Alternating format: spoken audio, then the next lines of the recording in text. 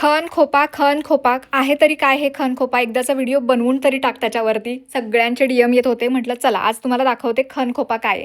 तर आजीच्या काळातल्या ना हे घड्यांचे प्रकार आहेत, खण घडी आणि खोपा घडी. तर व्हिडिओच्या मध्ये दिसतंय ना तुम्हाला, जसं साड्यांच्या आपण घड्या घालतो तसे त्याच्यातले हे प्रकार.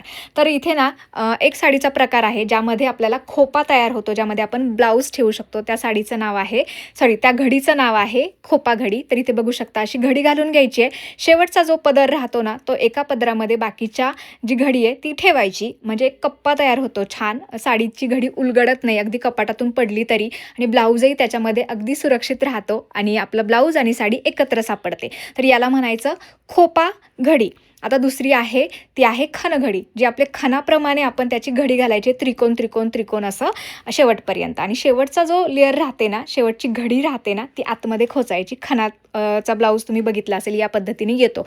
तर आजीच्या काळामध्ये आजी याच पद्धतीच्या घड्या घालायची, माझी तरी. आता यावरती DM भरपूर येतील, आमची आजी तर अशी नव्हती घालत, पण माझी आजी घालते. आणि यापैकी कुठल्या घडीचा प्रकार तुम्हाला आवडला ते मला कमेंट करून सांगा नक्की. चला भेटूया पुन्हा.